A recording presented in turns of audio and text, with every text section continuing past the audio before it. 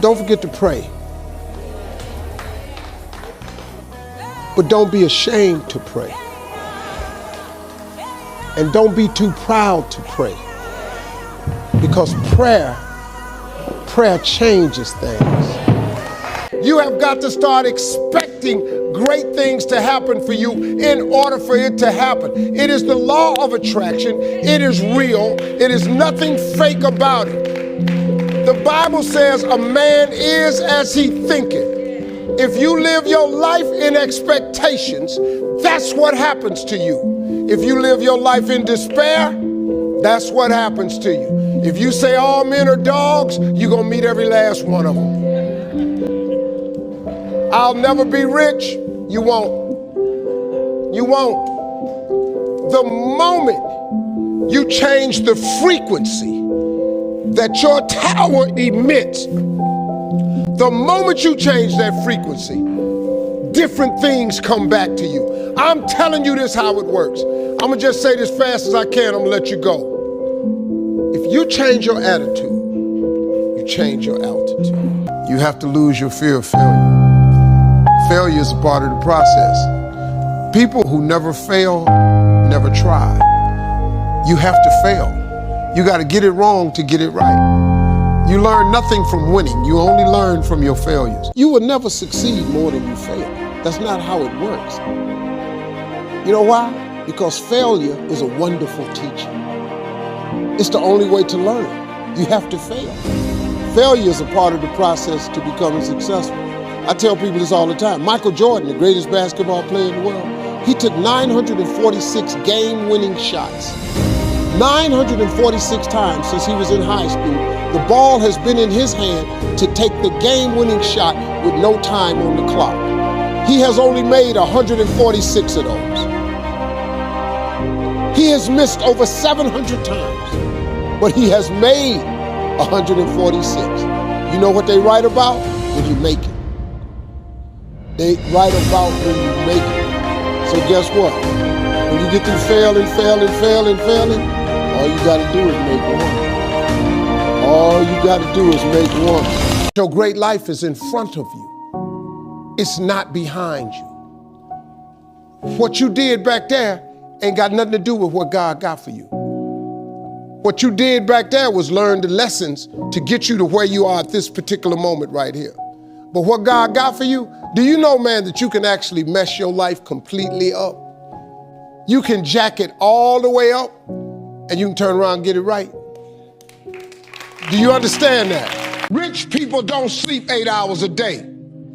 That's a third of your life. It ain't but 24 hours in a day. You cannot be sleep 8 hours a day. You can't live in LA and wake up at 8 o'clock in the morning.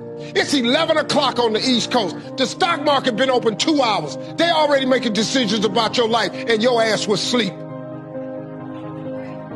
The Bible says, he who loves to sleep and the folding of hands, poverty will set upon you like a thief in the night. If you take an oak tree seed and you put it in a 2-foot pot, that seed will never become the oak tree that oak trees are capable of becoming, because it's gonna get stifled by the 2-foot pot. Now check this out. Ain't nothing wrong with the seed. The seed just fell prey to the environment. You are a seed from God. God made you in his likeness. Don't you allow your environment to dictate the oak tree that you become. All of y'all got this wonderful gift, but you gotta use it. Take your seed, take your gift. Get away from these people that's in your life that ain't doing nothing. Get away from people in your life that's hating. Get away from your family members that ain't ever opened a business. Get away from your family members that ain't ever followed their dream. I had to do it. When I told everybody I was getting into comedy, man, oh Lord have mercy. You can't get into comedy. You ain't even funny. How you gonna make money telling jokes? Never wait on the right time, because the right time ain't ever coming. Because as you have aspirations, you gotta understand that the devil understands your aspirations too. The devil's job is to rob you of your destiny. So there will always be an obstacle.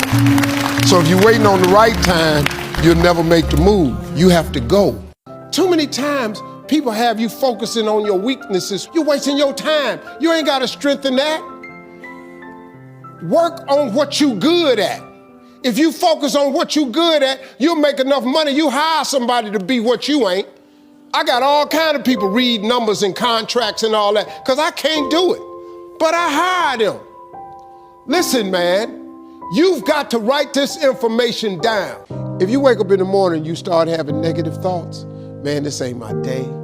I woke up on the wrong side of the bed. I'm tripping, I just don't feel myself. Every time you feel, in the middle of the day, if you feel yourself doing that, stop, just stop for a second and start going over in your mind everything you have to be grateful for. Not everything you want, everything you already have, because what you have is substantial. Negativity, you can protect yourself from negativity, and that's what stops most people, negative thoughts. You can coat your mind from negativity.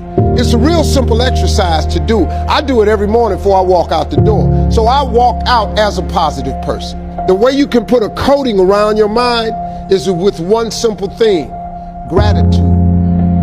Gratitude erases negativity. I'm gonna show you how this works. If you wake up in the morning, you start having negative thoughts, man, this ain't my day. I woke up on the wrong side of the bed. I'm tripping, I just don't feel myself. Every time you feel, in the middle of the day, if you feel yourself doing that, stop, just stop for a second and start going over in your mind everything you have to be grateful for. Not everything you want, everything you already have, because what you have is substantial. Start coating your mind with gratitude. It'll change everything for you. No matter who you are, if you have a goal in life, everybody has a turn back moment. Everybody has a crossroad. You can either decide to continue or to quit, to go forward or to go back. You're gonna always have that decision. People quit when it's at their hardest moment. But if it's at your hardest moment, why would you quit? If you're going through hell, why stop there? I mean, think about it. If you're going through hell, why stop there? You in hell. Move, keep going. If you give up, you know exactly what's gonna happen. Nothing. The reason God wakes you up in the morning is because he still has something for you. If God was through with you, you wouldn't wake up no more. But if you can just manage to wake up tomorrow and just see what tomorrow brings, because here's the one thing about it. It might be a challenge, it might be a test, or it might be the win.